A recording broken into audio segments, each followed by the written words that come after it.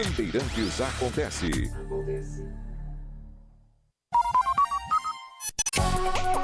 Saber, entender, compreender, conhecer, descobrir, ouvir. Bandeirantes acontece.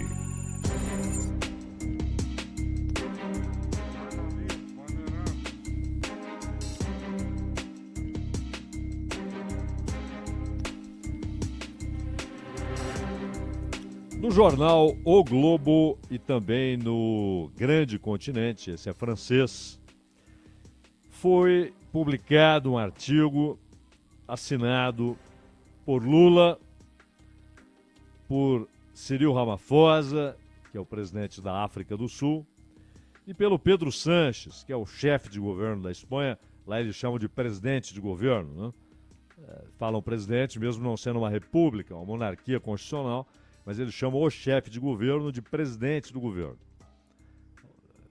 Não tem nada a ver com o presidente da república, porque não é uma república. São países com relevância. Claro, nenhum deles é listado entre os grandes protagonistas da política mundial, mas a reação deles ao que acontece na política mundial é relevante. O Brasil, como maior economia da América do Sul e da América Latina, ou seja, mesmo considerando um país da América do Norte, o México, e os países da América Central, a maior economia brasileira. A África do Sul, que atravessa uma crise de empregos, o desemprego está muito elevado, e principalmente entre os jovens, mas é um país que, no segundo mandato de Ramaphosa, mudou sua atitude. A África do Sul estava muito passiva às ações da Casa Branca, do Departamento de Estado. Estava muito presa à ideia de que não poderia resistir às pressões políticas e econômicas para que tomasse essa ou aquela medida. Acontece que na eleição, o Ramaphosa foi reeleito, ele viu claramente que europeus, principalmente da Europa Ocidental, e os Estados Unidos, estavam trabalhando contra a candidatura dele, Ramaphosa. Inclusive com muito interesse desses grupos, e entre os que fizeram campanha está um agora colaborador do Trump, que é o Elon Musk, que é sul-africano. O Elon Musk, ele é um colaborador do Trump porque ele não é secretário, ele não tem salário, não há uma relação formal, né? E mesmo assim ele quer apitar em tudo dentro da administração.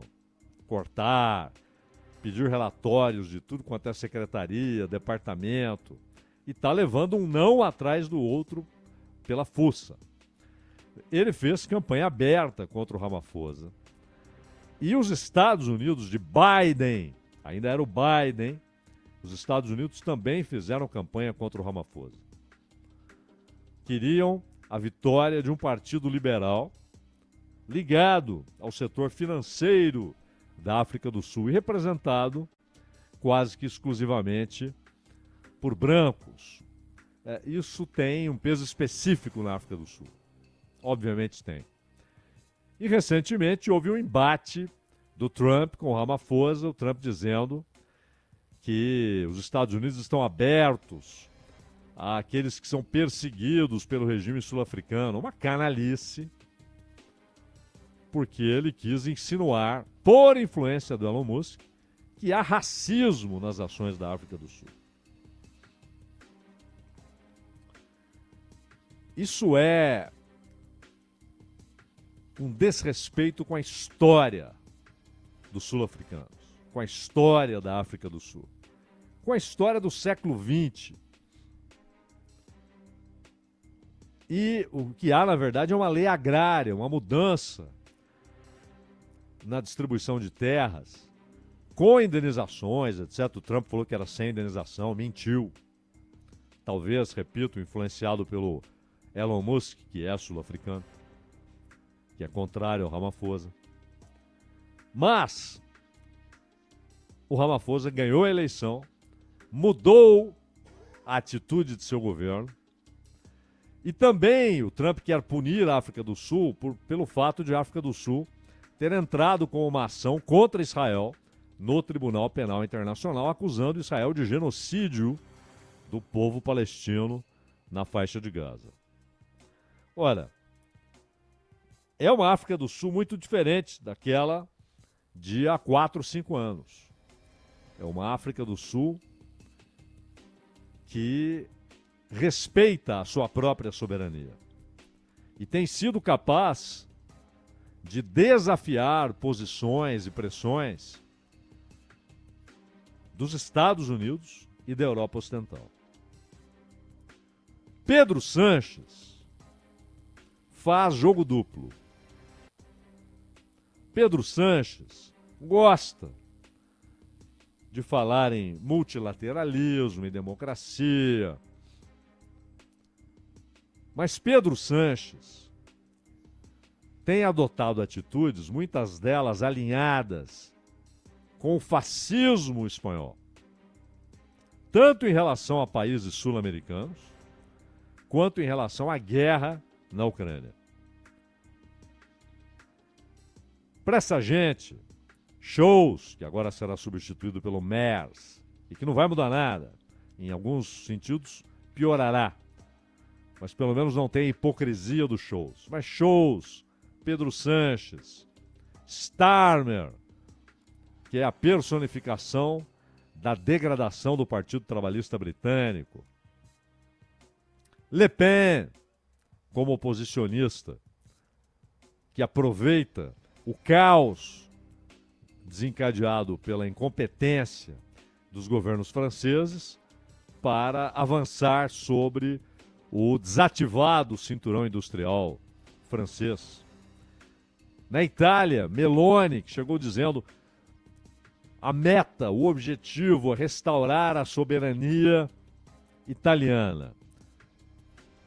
2 meses depois, Roma estava de cabeça baixa, fazendo tudo o que Biden mandava com relação à guerra na Ucrânia. Macron, que opta agora, num sinal de desespero, por mentiras compulsivas e, ao mesmo tempo, perigosas, porque ele ameaça fazer o que ele sabe que não poderá fazer. E na Europa, com essa mudança que houve no sistema imperial, a mudança da qual Trump é o portador, não é o idealizador, mas é o portador político, aquele que levou essa concepção ao poder, de parar de pagar as contas de todo esse sistema imperialista, incluindo a Organização Mundial do Comércio, Banco Mundial, subsídios aos países europeus, proteção militar da Europa, subsídios à economia japonesa, proteção militar do Japão, proteção militar da Coreia do Sul. A Europa, vendo isso, faz 2 movimentos. Um em uníssono. Ela começa a tentar atrair as 8 grandes produtoras de armas nos Estados Unidos para que fabriquem armas na Europa e isso provoque a reindustrialização rápida e consistente da Europa. Porque a globalização também teve efeito sobre todos esses países. Os industriais pegaram a mala, a cuia e foram embora, foram produzir onde era mais barato. Essa era a ideia da globalização. Essa é a ideia da divisão internacional do trabalho e da produção. Mas, paralelamente, surge um embate na Europa entre França e Alemanha. Quem conduzirá esse processo? A França tem armas nucleares, a Alemanha não tem. O Reino Unido tem, a Alemanha não tem. Mas a Alemanha, mesmo com essa crise que se arrasta, com crescimentos medíocres, aliás, nem medíocres, né? crescimentos irrisórios, rasteiros de sua economia, ainda é a maior economia da Europa.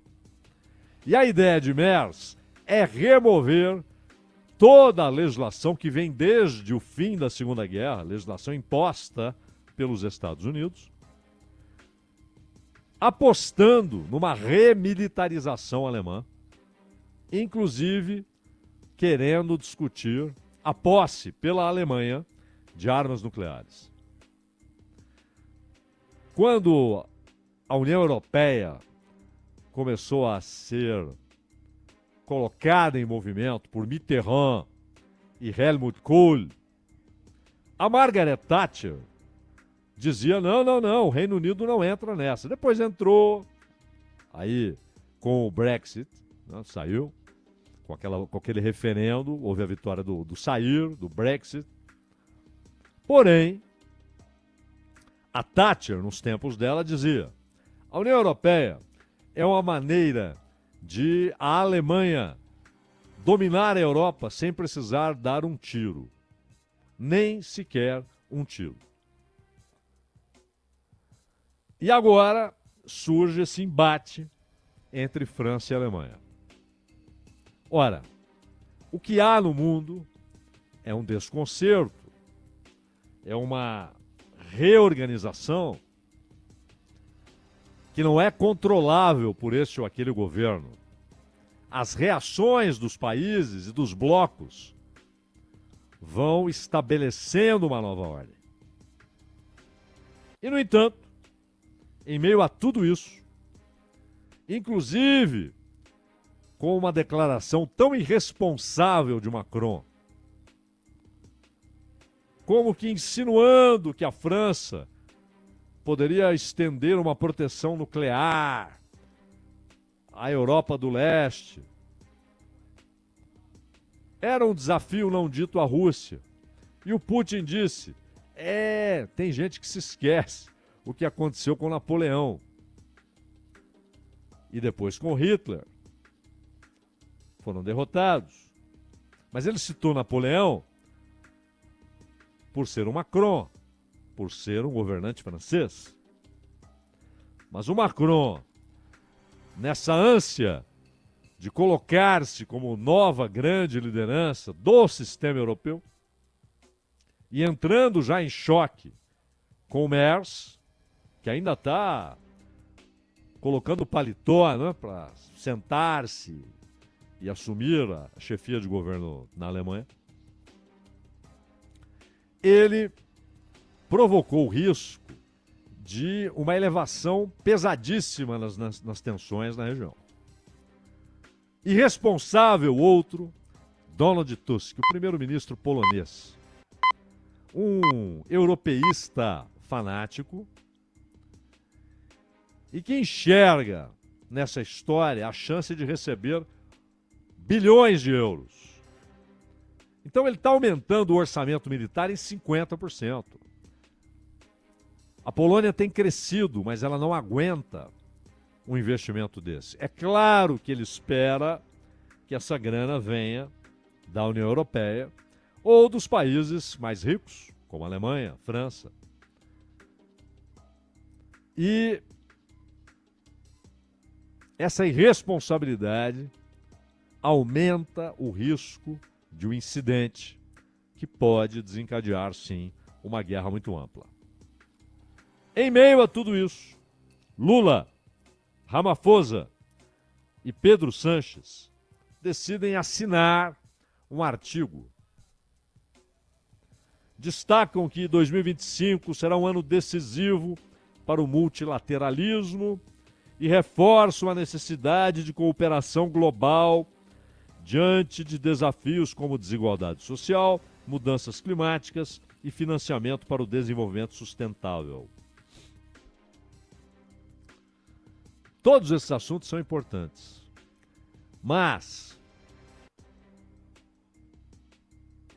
colocar um artigo com essa tríplice chancela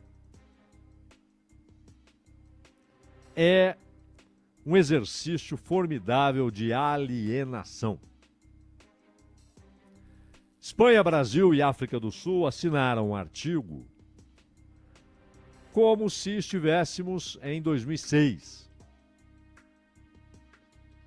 Globalização a pleno vapor, relações amistosas, apesar da crescente desconfiança entre Rússia e Ocidente, relações muito amistosas, embora com as desconfianças de sempre, entre Estados Unidos e Europa de um lado e a China do outro.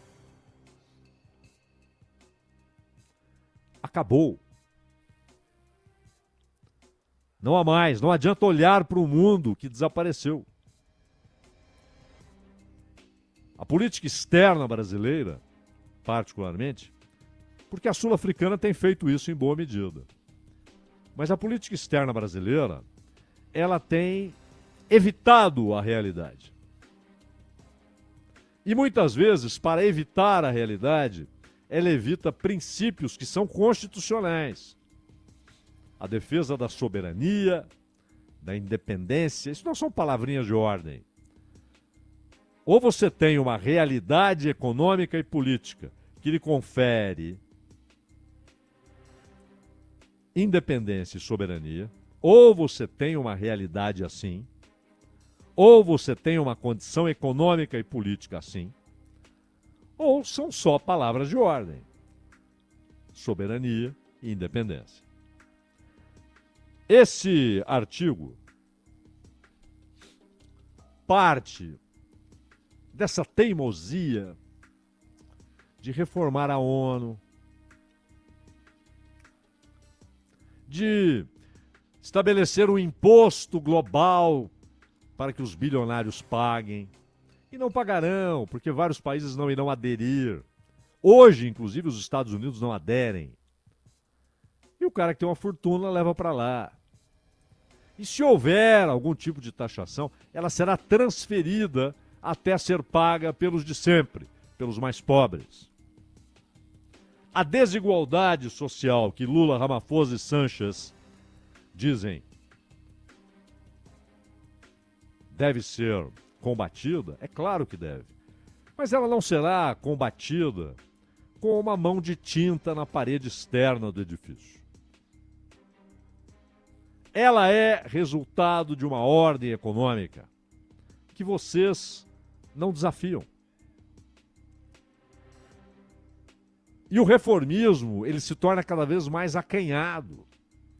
Porque já tivemos, não uma atitude, um conceito revolucionário, mas reformista, mas pelo menos buscava de fato reformar, embora não atacasse as raízes, as causas do problema, que são inevitáveis nessa ordem econômica.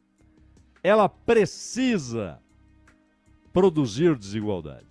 Ela precisa produzir exércitos de miseráveis, de desvalidos, de mão de obra excedente, de reserva de mão de obra. Ela precisa manter povos na miséria para que eles nem tenham tempo de entender a rapina das suas riquezas nacionais, dos seus recursos minerais. Países que têm riquezas imensas estão mergulhados na pobreza, como dissemos ontem.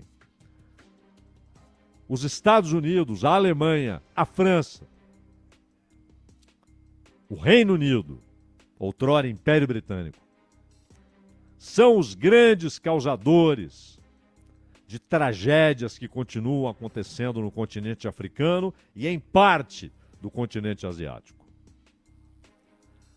Só que agora, os reformistas, tudo bem, antigamente eram pelo menos isso, reformistas. Quem sabe entre eles houvesse um lá que se baseava no Bernstein, na fase do Kautsky, em que ele trai tudo que havia produzido antes. Foi chamado até pelo Lenin de renegado, mas pelo menos havia a ideia da reforma. Hoje, olha, as conquistas dos trabalhadores estão sendo destroçadas em nome da modernização das relações, em nome da flexibilização, esse eufemismo barato, em nome da liberdade. Olha que palavra bonita para ser usada. Há uma precarização e uma redução drástica da força de negociação de quem detém a força de trabalho, o trabalhador. E vão lhe arrancando direitos.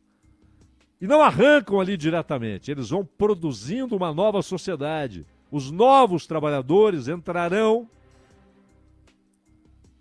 no mecanismo econômico já sem esses direitos. Lembra da carteirinha verde e amarela? Ela não iria substituir imediatamente a tradicional carteira de trabalho. Mas é óbvio que as empresas passariam a usar cada vez mais esse tipo de contratação, removendo direitos, diminuindo o custo, aumentando, pois, a mais-valia, ou seja, a riqueza produzida e não paga a quem a produziu.